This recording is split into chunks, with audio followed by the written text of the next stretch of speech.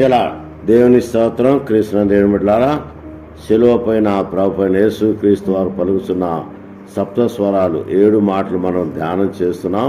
మొదటి మాట ధ్యానం చేశాం. రెండో మాటలో దేవుని యొక్క కృప మనకు అనుగ్రహించినట్లుగా ధ్యానం చేసుకున్నాం. నేడు నీవు నాతో కూడా పరదేశంలో ఉందువని నిశ్చయముగా నీతో చెప్పుచున్నాను.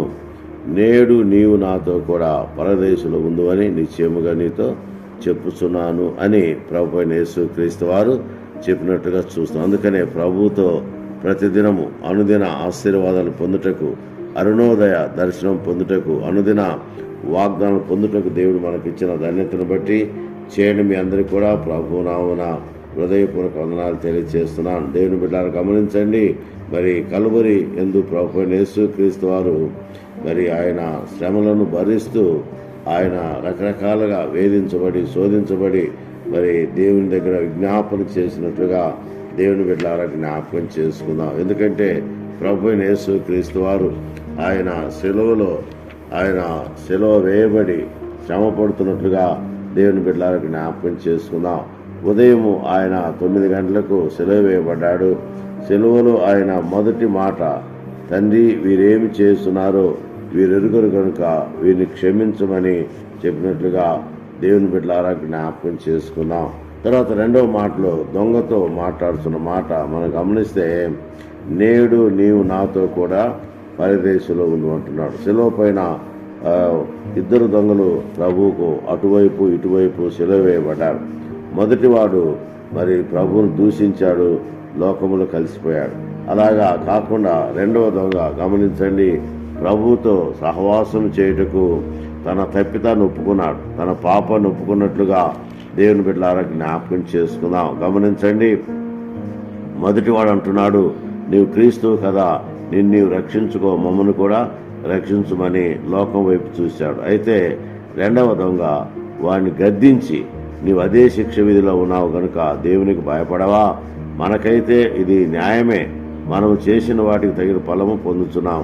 కానీ ఈయన ఏ తప్పిదము చేయలేదని చెప్పి ఆయన చూసి, యేసు నీవు నీ రాజ్యంలో వచ్చినప్పుడు నన్ను జ్ఞాపకం చేసుకోమని ప్రభు వైపు తిరిగి ఆయన విజ్ఞాపన చేశాడు. ఎప్పుడైతే రెండవ దొంగ విజ్ఞాపన చేశాడో ప్రభువారు అతన్ని క్షమించాడు, అతన్ని కనికరించాడు, అతన్ని కాపాడినట్లుగా దేవుని బిడ్డ జ్ఞాపకం చేస్తాడు. అందుకే ప్రభు అంటున్నాడు గొప్ప వాగ్దానం. గమనించండి, నేడు నీవు నాతో కూడా పరదేశంలో ఉందని నిశ్చయముగా నీతో చెప్పుచున్నాను.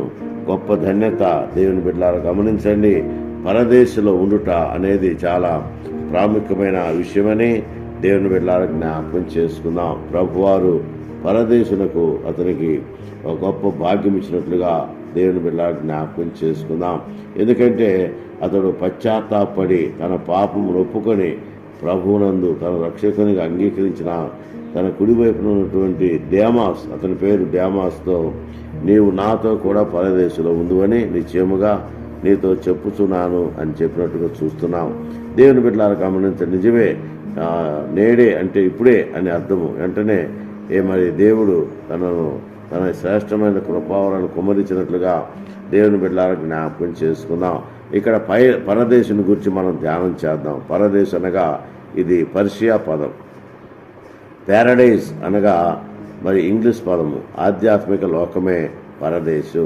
జొరాస్ట్రియన్ దరిద్రుడైన లాజరు కొనిపోబడిన చోటు ఇదే. విశ్వాస జనకుడైన అబ్రహాం ఉన్న చోటు ఇదే. ఆ ఆత్మలకు నెమ్మది పొందు స్థానం ఇదే. మానవులు మరణించినప్పుడు వారి ఆత్మలు ఏమగును, అవి ఎక్కడికి పోవునని గొప్ప ప్రశ్నకు ఇక్కడ ప్రభు సమాధానం చెబుతున్నాడు. యేసు ప్రభువే ఇక్కడ స్పష్టముగా జవాబిచ్చను.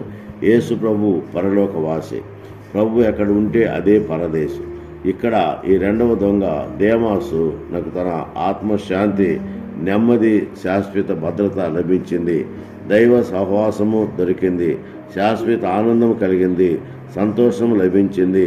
పరదేశునకు ప్రవేశ వాగ్దానము తప్ప మరి ఎవరు భరోసా ఇవ్వలేరు. యేసు ప్రభు దేవుని స్వరూపి దైన సృష్టికర్త తాను ఒక్కడే కనుక ఈ వాగ్దానము దేమాసుకే తాను ఇచ్చినట్లుగా చూస్తున్నాం. అయితే దేమాసుకు మాత్రమే కాదు, ఈరోజు ఆయన నమ్మిన ప్రతి వారికి కూడా పరదేశు వర్తిస్తుందని దేవుని బిడ్డలారా జ్ఞాపకం చేసుకున్నాం. ఈ రీతిగా ప్రభు అయిన యేసుక్రీస్తు వారు మరి రెండవ దొంగను పరదేశులో చేర్చుకున్నట్లుగా దేవుని బిడ్డలారా జ్ఞాపకం చేసుకున్నాం. అందుకనే ప్రభు ఎదుట తన పాపాలు ఒప్పుకొని పశ్చాత్తాపైన రెండవ దొంగ దేమాసు ప్రభుతో కూడా పరదేశులు చేరగానే పరదేశులందు జయ ధ్వనులతో మరి గొప్ప సంతోషం కలిగింది. బాకానాదములు చెలరేగినవి. దేవదూతలందరూ ఎదుట పరదేశులందు దేవుడు ఆ సూర్యుని చూసి ఎంతో ఆనందించగలిగాడు. ఆనందం కలిగినట్టుగా చూస్తున్న ఒక పాపి మారు మనసు పొందుట పరలోక రాజ్యంలో మహా ఆనందమని ప్రభు చెప్పిన మాట మనం జ్ఞాపకం చేసుకుంటే మరి రెండవ దొంగ పరలోకంలో మహా ఆనందాన్ని అనుభవించినట్లుగా దేవుని బిడ్డలారా జ్ఞాపకం చేసుకుందాం. ఈరోజు నీవు నేను కూడా మన పాపాలు ఒప్పుకుంటే ఆయన క్షమించే దేవుడు, కరుణించే దేవుడు, కాపాడే దేవుడు, పరదేశకు చేర్చుకునే దేవుడు అన్న విషయాన్ని జ్ఞాపకం చేసుకుని ఆయన సన్నిధిలో మనం అందరం కూడా ఈ శిలువ శ్రమల పర్వకాలంలో పరదేశంలో మరి ఉన్న దొంగను జ్ఞాపకం చేసుకుని మనం కూడా పరదేశం వెలుటకు ప్రయత్నం చేయాలని ప్రభు నామమున మీ అందరికీ మనం చేస్తూ ఈ మాటలు దేవుడు దీవించినట్లు పరిశుద్ధాత్మ దేవుడు సాయం